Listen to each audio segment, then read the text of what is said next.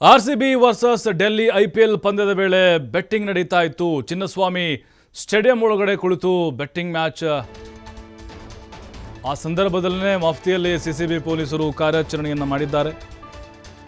RCB ಮತ್ತೆ Delhi match ನಡೀತಾ ಇತ್ತಲ್ವಾ ಮೊನ್ನೆ, ಆ ಟೈಮ್ನಲ್ಲಿ 7ನೇ ತಾರೀಕು ಮಫ್ತಿಯಲ್ಲಿದ್ದರು ಸಿಸಿಬಿ ಪೊಲೀಸರು ಕಾರ್ಯಾಚರಣೆಯನ್ನು ಮಾಡಿದ್ದಾರೆ. ರಾಜಸ್ಥಾನ ಮೂಲದ ಧ್ರುವ ಮಿತ್ತಲ್ ಎಂಬಾತನನ್ನು ಬಂಧಿಸಿದ್ದಾರೆ. ಆನ್ಲೈನ್ ಬುಕ್ಕಿಂಗ್ ಆ್ಯಪ್ ಮೂಲಕ ಬೆಟ್ಟಿಂಗ್ ನಡೆಸ್ತಾ ಇದ್ದ ಬುಕ್ಕಿ ರೆಡ್ ಹ್ಯಾಂಡ್ ಆಗಿ ಧ್ರುವ ಮಿತ್ತಲ್ನನ್ನು ಸಿಸಿಬಿ ಪೊಲೀಸರು ಬಂಧಿಸಿದ್ದಾರೆ. ಬಂಧಿತನಿಂದ ಸುಮಾರು 75 ಲಕ್ಷ ಹಣ ಅಕೌಂಟ್ನಲ್ಲಿದ್ದಂಥ ಹಣವನ್ನು ಸೀಸ್ ಮಾಡಿದ್ದಾರೆ.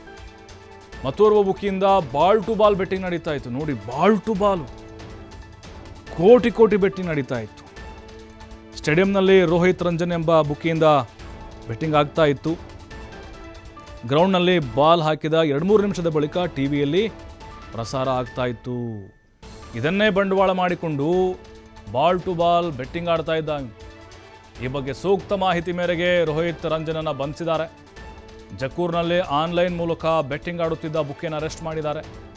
ಬುಕ್ಕಿ ವಿಜಯ್ ಕುಮಾರ್ನನ್ನು ಕೂಡ ಬಂಧನ ಮಾಡಿದ್ದಾರೆ ಸಿಸಿಬಿ ಪೊಲೀಸರು. ಒಟ್ಟಾರೆ 3 ಬುಕ್ಕಿಗಳನ್ನು ಬಂಧಿಸಿ ವಿಚಾರಣೆ ನಡೆಸ್ತಾ ಇದ್ದಾರೆ. ಆರೋಪಿಗಳ ಫೋಟೋ ನೋಡ್ತಾ ಇದ್ದೀವಿ. ಇವನು ಧ್ರುವ ಮಿತ್ತಲ್, ಇವನು ವಿಜಯ್ ಕುಮಾರ್ ಅಂತ ಹೇಳಿ. ಇವನು ಬೆಟ್ಟಿಂಗ್ನಲ್ಲಿ ತೊಡಗಿದ್ದ, ರೆಡ್ ಹ್ಯಾಂಡ್ ಆಗಿ ಸಿಕ್ಕಾಕೊಂಡಿದ್ದಾರೆ. ಮತ್ತಷ್ಟು ಮಾಹಿತಿ ಸಂತೋಷ್ ನೀಡ್ತಾರೆ. ಸಂತೋಷ್, ಹೈ ವೋಲ್ಟೇಜ್ ಮ್ಯಾಚ್ ಅಂತ ಅಂದ್ಕೊಂಡಿದ್ರು ಎಲ್ಲರೂ. ಮೊನ್ನೆ ನೋಡ್ತಾ ಇದ್ವಿ ನಾವು, ಬಾಲ್ ಟು ಬಾಲೇ ಇವರು ಬೆಟ್ಟಿಂಗನ್ನು ಆಡಿಸ್ತಾ ಇದ್ರು. ಯಾವ ರೀತಿ ಲಾಕ್ ಆದರು, ಹೇಗಿತ್ತು ಸಿಸಿಬಿ ಕಾರ್ಯಾಚರಣೆ ಅಂತ?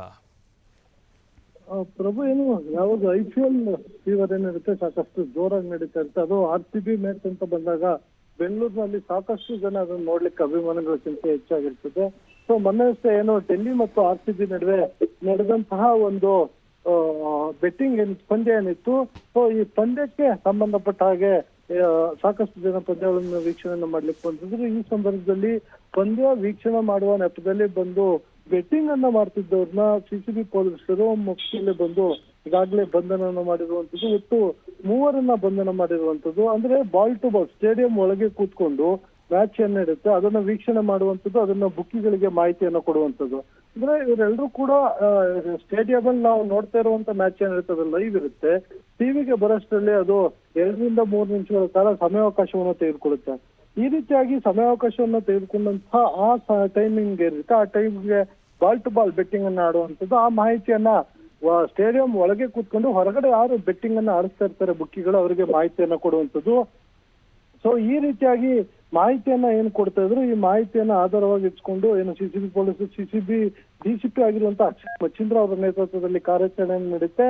ಕಾರ್ಯಾಚರಣೆಯನ್ನ ಮಾಡಿ ರೋಹಿತ್ ರಂಜನ್ ಸೇರಿದಂತೆ ಒಟ್ಟು 3 ಬಂಧನ ಮಾಡಿರುವಂತದ್ದು. ಧ್ರುವ ಇರ್ಬೋದು, ರೋಹಿತ್ ರಂಜನ್ ಇರ್ಬೋದು, ವಿಜಯ್ ಅಂತೇಳಿ ಒಟ್ಟು 3 ಜನ ಆರೋಪಿಗಳನ್ನ ಬಂಧನ ಮಾಡಿದ್ದಾರೆ. ಈ 3 ಜನ ಬುಕ್ಕಿಗಳನ್ನ ಬಂಧಿಸಿ ವಿಚಾರಣೆಯನ್ನು ನಡೆಸ್ತಾ ಇರುವಂತದ್ದು. ಸೊ ಈ ಬುಕ್ಕಿಗಳ ಹಿಂದೆ ಯಾರಿದ್ದಾರೆ, ಯಾರು ಈ ಬುಕ್ಕಿಂಗ್ ಮಾಡಿಸ್ತಾ ಇರುವಂತದ್ದು, ಏನು ಬೆಂಗಳೂರಿನಲ್ಲೇ ಕೂತ್ ಮಾಡಿಸ್ತಾ ಇದ್ದಾರೆ, ಇಲ್ಲ ಬೇರೆ ಕಡೆಯಿಂದ ಬುಕ್ಕಿಂಗ್ ಅನ್ನ ಮಾಡಿಸ್ತಾ ಇದ್ದಾರೆ ಅನ್ನೋ ಬಗ್ಗೆ ಕೂಡ ಮಾಹಿತಿಯನ್ನ ಕಲೆ ಹಾಕ್ತಾ ಇರುವಂತದ್ದು. ಪ್ರಕರಣಕ್ಕೆ ಸಂಬಂಧಪಟ್ಟಂಗೆ ಪ್ರತಿ ಬಾರಿಯೂ ಕೂಡ ಏನು IPL ಮ್ಯಾಚ್ ನಡೀತಿರುತ್ತೆ, ಈ IPL ಮ್ಯಾಚ್ ನಡೆಯುವಂತ ಸಂದರ್ಭದಲ್ಲಿ ಬುಕ್ಕಿಗಳು ಸಾಕಷ್ಟು ಆಕ್ಟಿವ್ ಆಗ್ತಾರೆ. ಅಂತ ಬುಕ್ಕಿಗಳ ಬಂಧನ ಆಗಿ ಅವರ ವಿಚಾರಣೆ ಮುಂದುವರಿತಾ ಇರುವಂತದ್ದು. ಪ್ರಭು, ಥ್ಯಾಂಕ್ ಯು ಸಂತೋಷ್ ತಮ್ಮೆಲ್ಲ ಮಾಹಿತಿಗಾಗಿ.